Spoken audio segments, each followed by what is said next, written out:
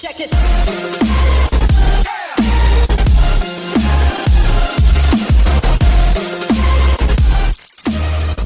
Hey guys, how's it going? M's Games are back with an actual video. I know it's been like 3 weeks again, but we're back. Now I was actually going to do the ratings predictions as I did every other year, but I kind of got delayed. I literally had like 3 folders for Liverpool, Man United and Chelsea, but the ratings have started coming out now, so that's completely pointless. So we are literally, if you are getting the deluxe version of the game, we are literally 13 days, less than 2 weeks away from FIFA 22's launch. So I am starting off with some starter teams. Now I did do some upgrades based on like how I personally feel.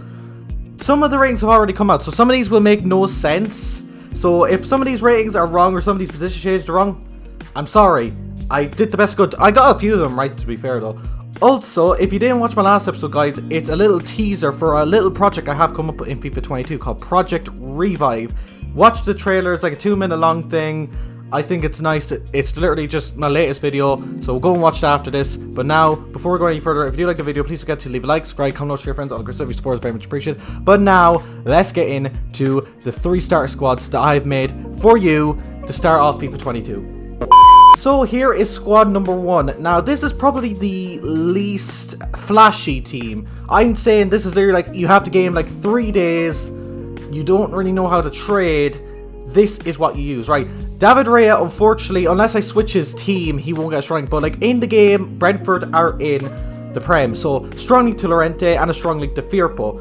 You get Simikan there, who is usually a silver but has just gotten a move to RB Leipzig and is starting for them, so I made him a gold.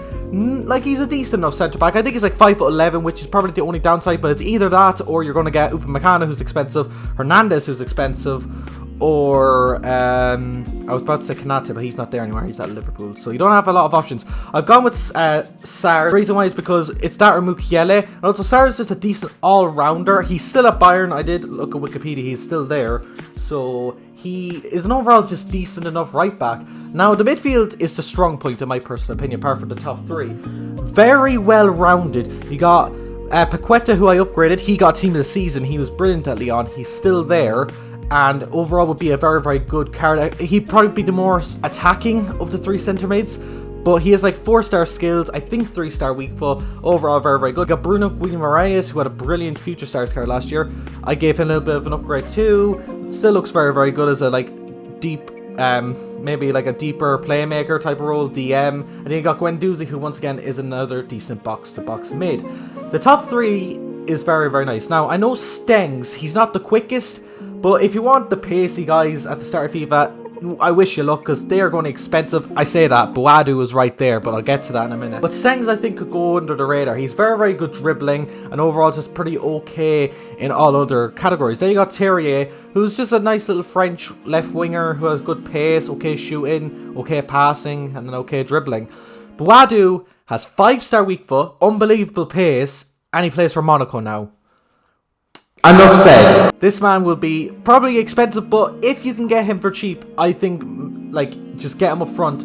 And even if you don't want this formation, Stengs is a good way to get a strong link with him. That or Gelson Martins, but Gelson Martins will probably be a little more expensive. But anyway, that's my thoughts on team number 1. I think it's very, very solid, but now let's move on to team number 2.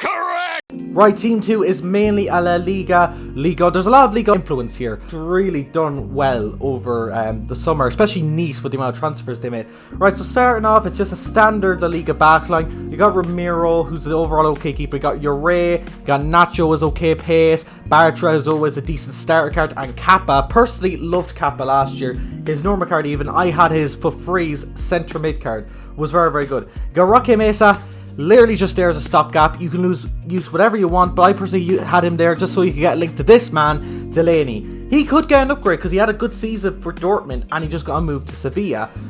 He could be even the DM. I just put him there because he gets a link to the man up front. Dahlberg had a good start to the season, also had a very, very good Euros.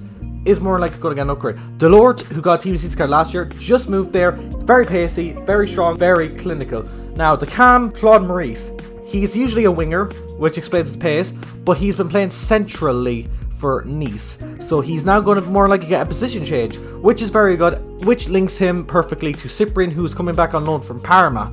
Now, if that's not a solid enough team, like it's very, very solid, I'd say that costs you like 10 10-ish K, maybe close to 12K, but I think that's a very, very solid team. The thing is, you can build on that, right? Get rid of Rocky Mace, maybe you could upgrade him and get like Mikhail Marino or something like that, but then again, that would lose your link to Delaney. I think you'd need a strong Sevilla link there. Who knows, you could get a Sevilla left back maybe, but overall, I think it's a good little team to build on. It has foundations there, and overall, it's a very, very solid team. But now, we'll move on to team number 3.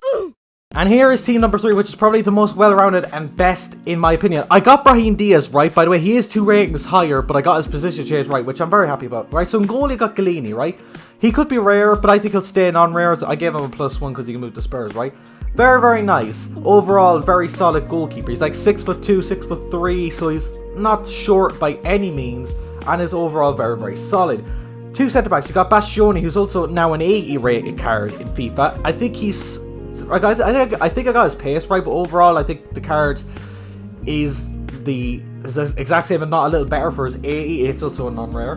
Very nice little Inter Milan card there. Not the paciest, but also not the slowest. Right back Florenzi is always a great starter card in FIFA. Hell, he's even good for like maybe the first month of FIFA because he's just so well rounded. He's now at AC Milan. Davinson Sanchez, he didn't have a good season last year. He's going to get a downgrade, but still a very good Premier League centre-back. Has pace, defending and physical, and is decent in the air. Ryan Bertrand, mainly just there as a stopgap. I know he's not the quickest, but when it comes to English left-backs, you got Luke Shaw, who's going to get a big upgrade, and it's going to be expensive. You got Ben Chilwell, who's going to be 82 rated, 76 pace. And then anyone else who's English, you're going to struggle. Even though you don't really need the English thing, I just went English there, and also I'm thinking starter.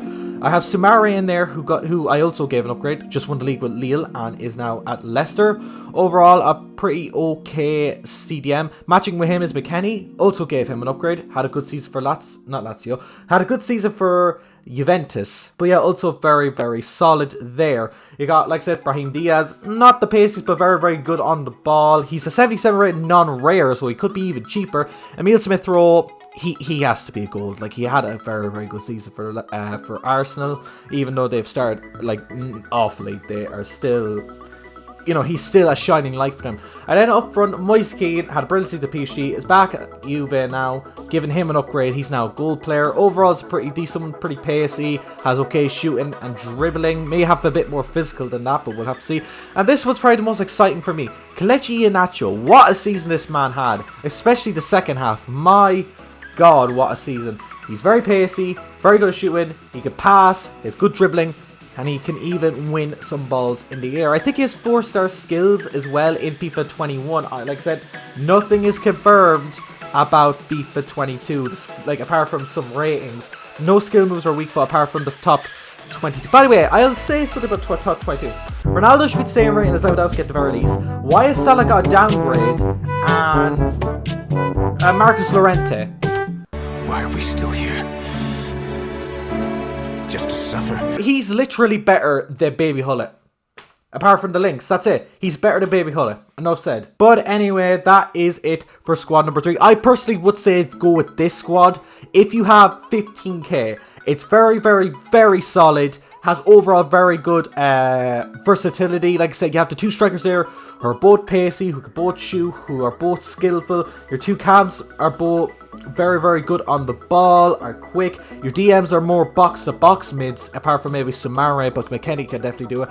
Fullbacks are pretty solid, and your centre-backs are grand. Goalkeepers, from what I see from the beta, keepers are pretty OP, but they'll probably get past, so they'll probably be like any other goalkeeper. But like, Galini is a nice little start. And also, there's not a lot of Italian Premier League options, or like, unless you want to go with David Ospina in that case.